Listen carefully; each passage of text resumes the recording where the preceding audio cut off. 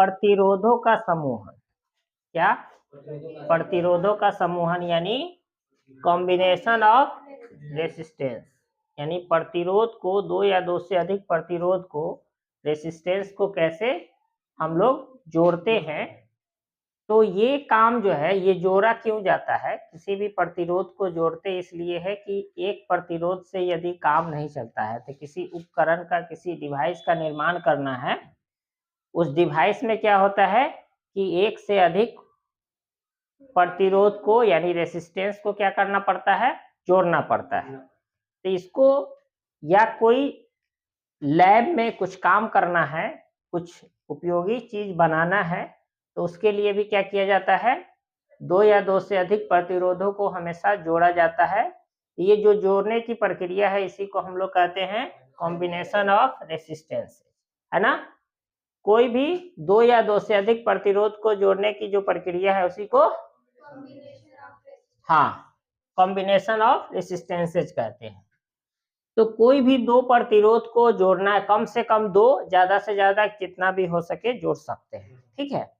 तो इसके लिए क्या करते हैं कि इसके जोड़ने के दो तरीके हैं, जैसे बताए थे कैपेसिटर में कि कैसे दो तरह से जोड़ा जा सकता है, एक सीरीज कॉम्बिनेशन और दूसरा पैरेलल यानी पैरेलल कॉम्बिनेशन। तो यहाँ भी क्या है कि रेसिस्टेंस को हम यानी प्रतिरोध को हम दो तरह से जोड़ सकते हैं। एक होता है series combination, in series combination, क्या? Series combination. और दूसरा होता है बस उसी तरह जैसे उसमें था ना, इन पैरेलल कॉम्बिनेशन, ठीक है।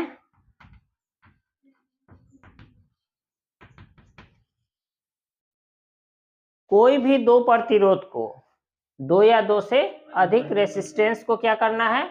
जोड़ना है। तो जोड़ने के जो तरीका है, जो प्रक्रिया है, जो विधि है, जो मेथड है, उसी को क्या बोलते हैं? कॉम्बिनेशन ऑफ रेसिस्टेंसेज, ठीक है। तो ये जो रेसिस्टेंस है ये दो तरह से जोड़ सकते हैं, है ना। यानी रेसिस्टेंस को हम कितने तरह से जोड़ सकते हैं?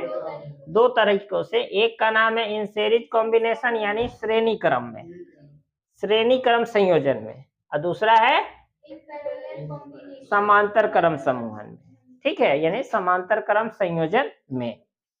तो पहले हम लोग किसके बारे में जानेंगे? सीरीज कॉम्बिनेशन, ठीक है। किसके? Series combination. अब मान लिया गया कि हम लोग 4 गो प्रतिरोध लेते हैं, यानी 4 गो रेसिस्टेंस लेते हैं। कितने? 4। कौन कौन? R1, R2, R3 और R4। ये 4 रेसिस्टेंस लेते हैं जिसको हम लोग को किस में जोड़ना है? सीरीज कॉम्बिनेशन में, ठीक है। तो इसको जो है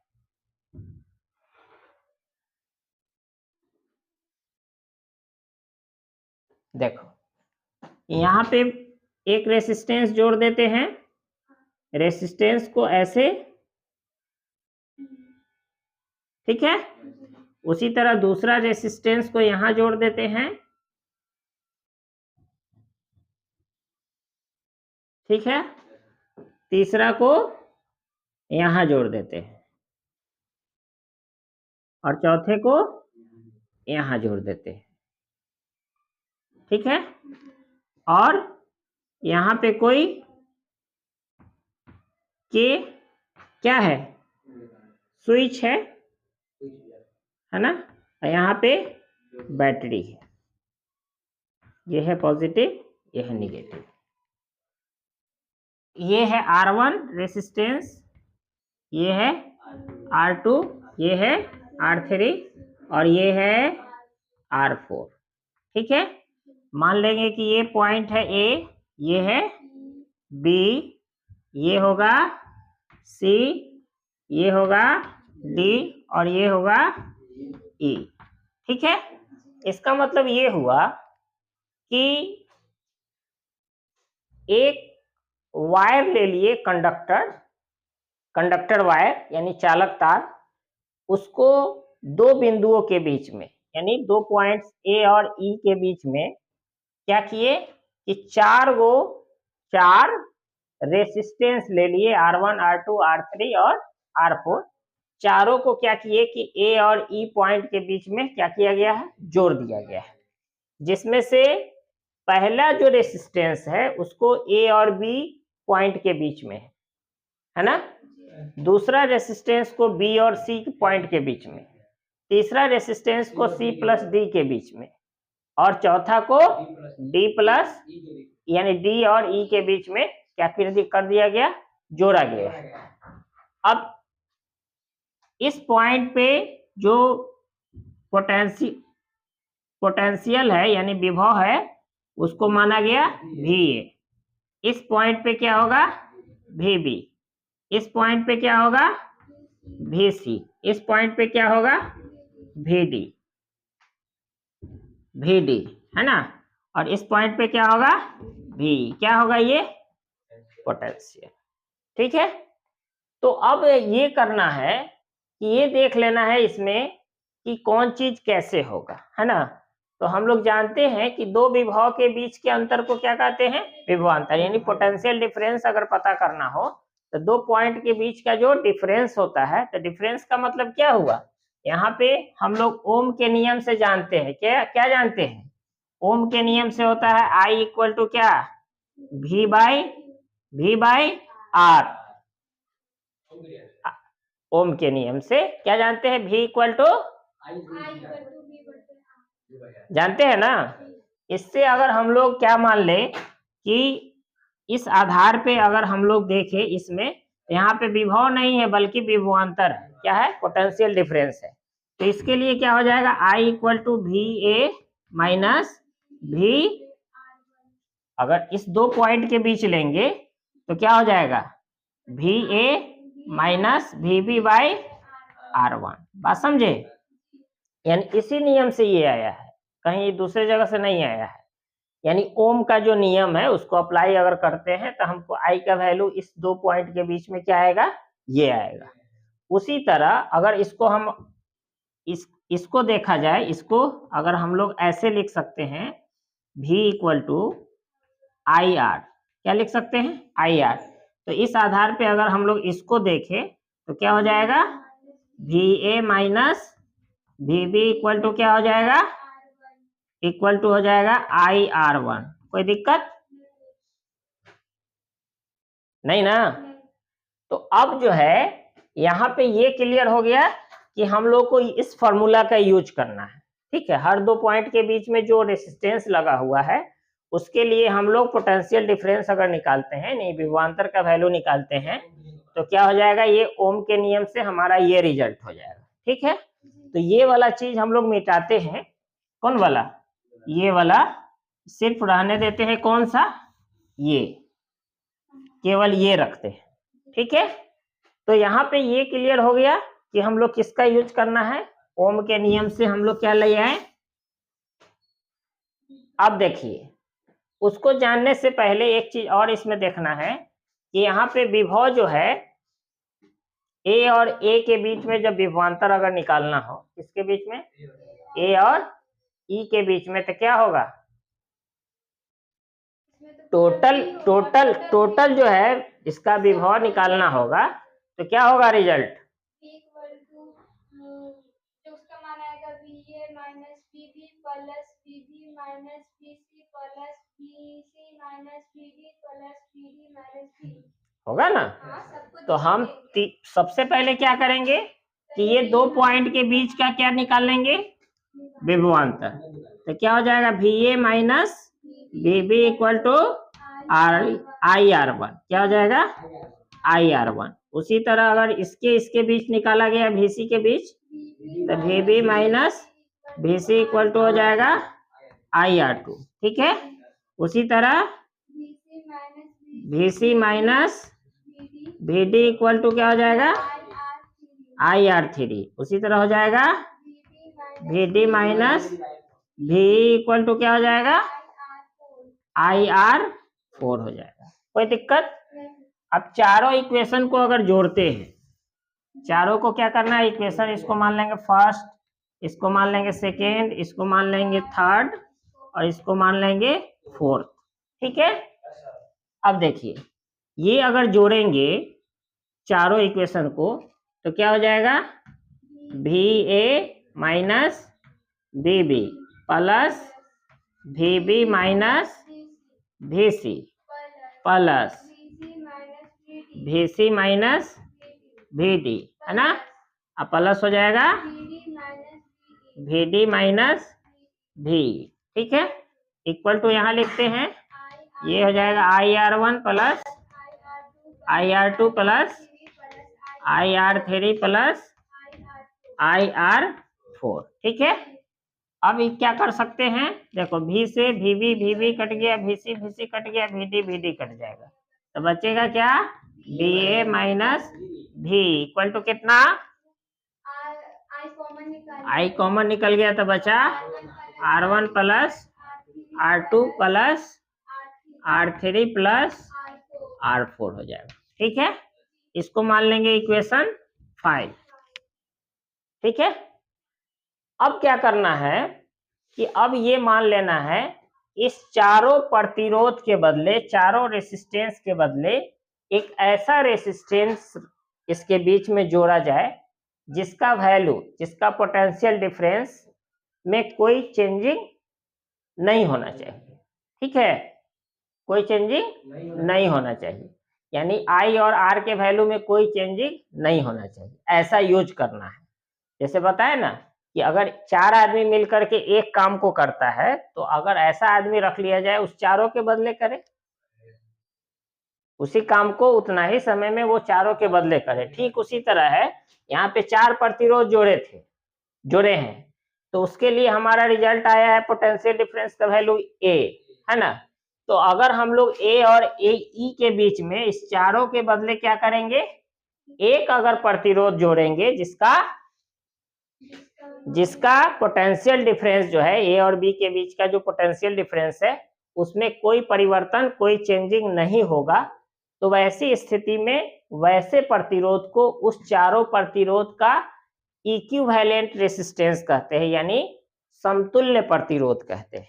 बात समझ में आया, समझे। समतुल्य प्रतिरोध किसको कहेंगे, जो चारों के बदले एगो आया, है ना। मतलब चारों प्रतिरोध के बदले एक ऐसा प्रतिरोध हम लोग यूज करेंगे जिसका ये चारों मिल करके जितना वैल्यू आ रहा था उतना ही वैल्यू वो अकेला अगर करेगा, लाएगा, तब क्या कहलाएगा, इस चारों का समतुल्य प्रतिरोध कौन होगा, उसी को कहेंगे जो एगो होगा, है ना।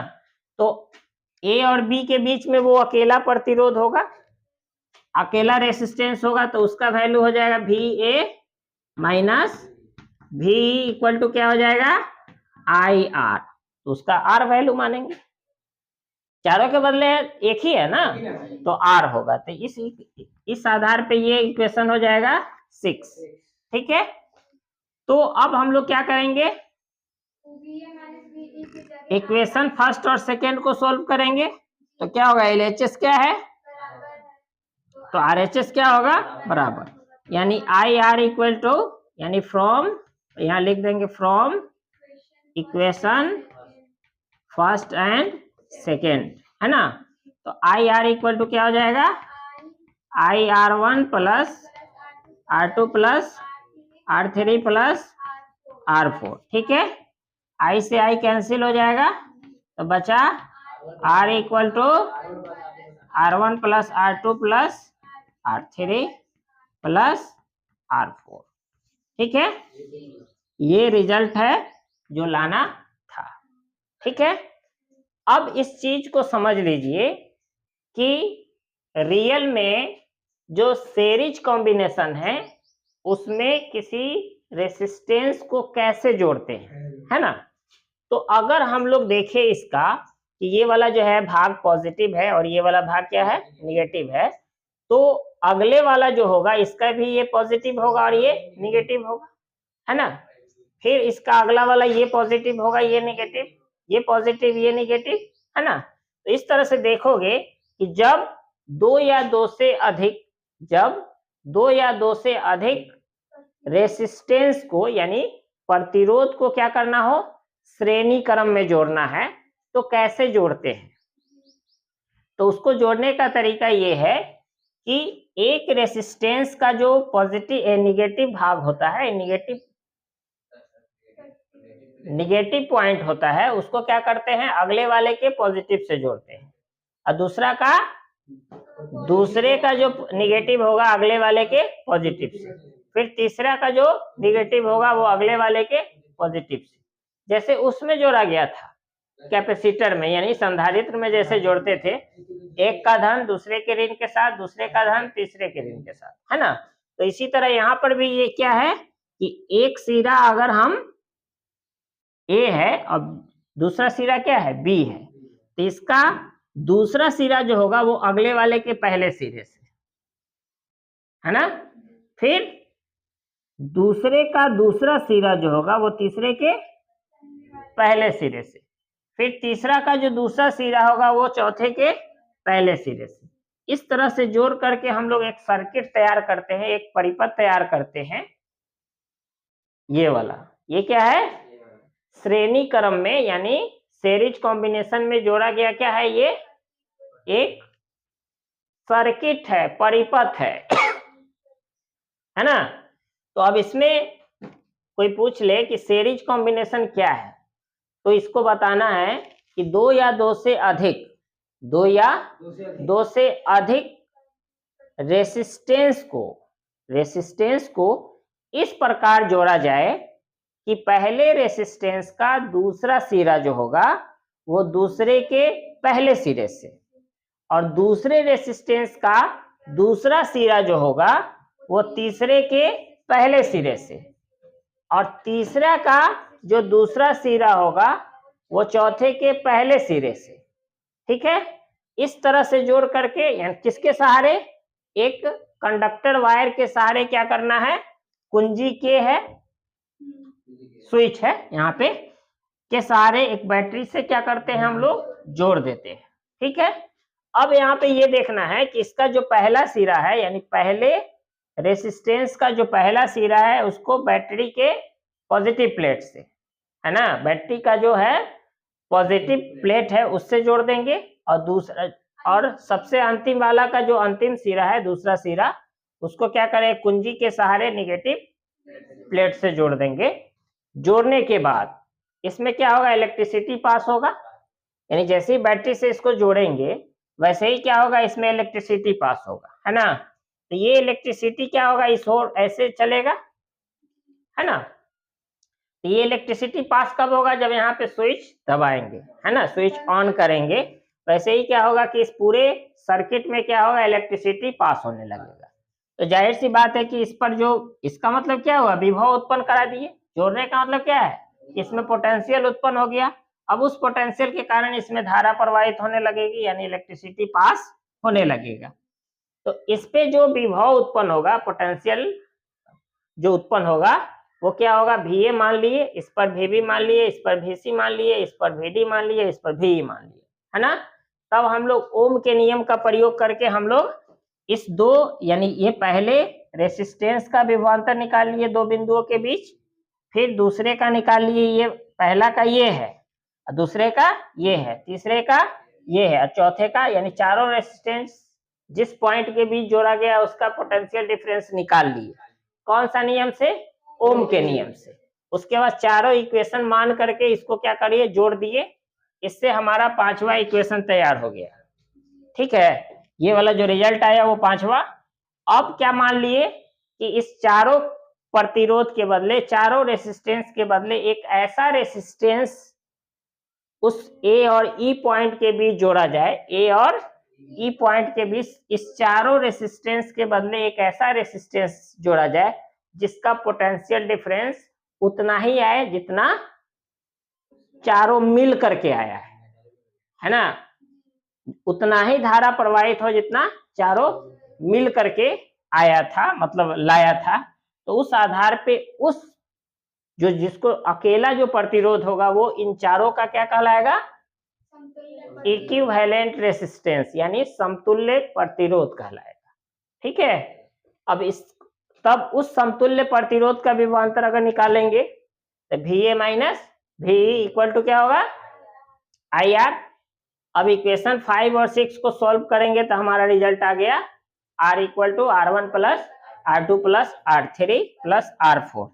इसी तरह अगर n सेल को अगर सीरीज कॉम्बिनेशन में जोड़ा जाए, n सेल का रहे n रेसिस्टेंस को अगर श्रेणी क्रम में जोड़ा जाए तो हमारा रिजल्ट क्या होगा R equal to R1 plus R2 plus R3 plus dot dot RN। n से n रेसिस्टेंस को जोड़ेंगे तो क्या होगा हमारा रिजल्ट ये आएगा। तो इस तरह से हम लोग किसी प्रतिरोध को किसी दो या दो से अधिक रेसिस्टेंस को क्या करते हैं सीरीज कॉम्बिनेशन में जोड़ते हैं। ध्यान में ये रखना है कि एक रेसिस्टेंस का पहला सिरा दूसरे के पहले सिरे यानी इसका दूसरा सिरा इसके पहले सिरे से, है ना। पहला रेसिस्टेंस का दूसरा सिरा दूसरे के पहले सिरे से और दूसरे का दूसरा सिरा तीसरे के पहले से और तीसरे का पहला सिरा दूसरा सिरा चौथे के पहले सिरे से। इस तरह से जोड़ करके हम लोग एक सर्किट तैयार करते हैं और उसमें ये सारा प्रक्रिया करते हैं। ठीक है, तो पहले सीरीज कॉम्बिनेशन क्या होता है उसको लिखना है, उसके बाद तब इस फिगर को बनाना है, इस फिगर का डिटेल करना है, तब जाके इसका कैलकुलेशन करेंगे। ठीक है।